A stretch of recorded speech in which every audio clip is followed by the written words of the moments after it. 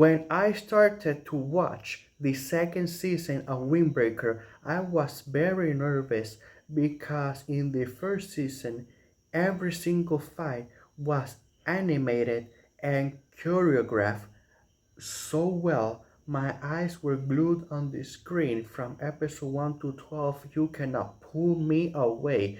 But for some reason, in the second season, the first episode and the begin in the first half of the second episode, I wasn't feeling it. I was going in my mind. I was going, oh, don't tell me there was a small drop in quality because the fight was done still well, but not at the same impact of the first season. So I was very nervous for the anime, but it was actually revealed in the late second half of the second episode that the Sakura and the rest of the first years were not, they didn't have their head in the game because this isn't a one-on-one brawl, this isn't a small street fight. No, this is an all-out war between two different factions, and you have to be a good leader. You have to learn how to give orders, how to delegate responsibilities,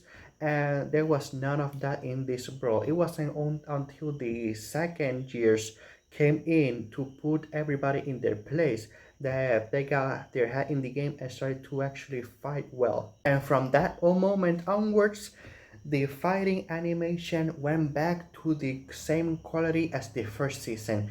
And I was so relieved because hey, this is a brawling anime. That's part of the main hook for this anime. But yes, there still we have characters and character developments with Sakura learning how to be an actual good leader, how to trust people, how to admit that they're friends, getting to bond with them more, stop putting a wall between him and the rest of the class, his classmates. So yes, in this second season, Sakura has a lot of character development, but when it comes to being a leader, and not only him, but also Nire, because if you remember, Nire is the in the first season he was very much a crybaby. Every time a fight broke out, he was the first to hide in a corner or being weak in the knees, shaking. But in the second season, he also have a small character development, acknowledging that he's very weak and he wants to stand by Sakura's side. And he started training, but he only learned for now only one move. Uh, hey, you have to start somewhere. Just like when I started my YouTube career here with the first season of Windbreaker, even Nire has, even though quite pathetic. Hey, my first video was also very pathetic. So in some ways we relate with one another because maybe he will grow up to be a very good brawler that could proudly stand by Sakura's side, but that's still a long way to go. So I want to let's see his journey, how he improved. But there's also another character that was introduced in the second season that I actually very much love. And let me just say, Kotoha has competition for best girl because you know from animes in the past it takes a real man to be best girl. Sorry about that. It still it cracks me up when it ever happens in an anime. But no, Tasuko is a newly presented character in the second season, and let me just say he has so much main character energy. I could totally see a spin-off manga of this character only. And I'm going to use. I usually don't talk about. I'm just going to refer to him as him because hey, he doesn't get bothered by it in the anime, but him, she, her, apparently it doesn't matter to this character. He goes by both just fine. but I'm just going to go by him. Now, this character, like I said, has so much main character energy. I can see a spin-off manga about him, and the the flashback, how he was able to embrace his femininity and be true to himself was very heartwarming.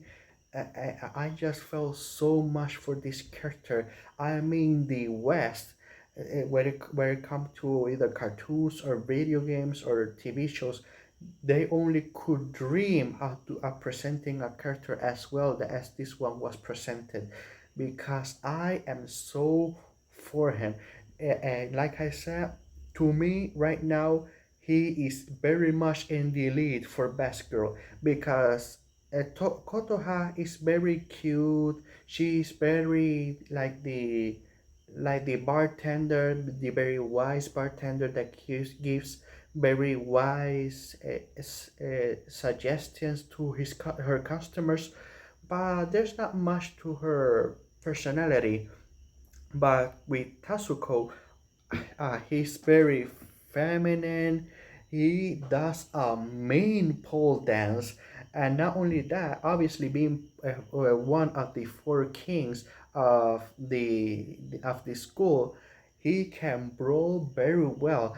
And I was honestly between Tasuko in the ending of the second season, I was actually much more impressed by the twins, because the twins, they are so in sync when it comes to fighting. There is just like a choreographed dance that the two of them are doing right there on the middle of the battlefield was so impressive. But Tasuko, maybe she had a more, maybe they didn't show much of her fighting style, but she mostly concentrate on kicking and doing some mean hooks. But sorry, not hooks, elbow blows. But I was much more impressed by the twins. But hey, Tasuko still managed to land a very heavy and powerful kicks. I was so impressed by not only the fighting, the character development, the flashbacks. So, I mean, I just cannot talk about how much I love this character. And I am just going to end it here and give this anime a score of 8, and 8 out of 10. Now, the only reason why I given it an 8 when in the first season I think I gave it a 9 is because there was less fighting. There was because like I said, the fighting is the main hook of this anime. While I was very impressed by the character development, the progression, and the bonding between all the different characters, let's just face it, the main hook for this anime is fighting, and because this anime has less fight compared to the first season, an 8 is still very well. So I am going to end it here and say to you, have a good day, have a good night, wherever you're from. See you next video.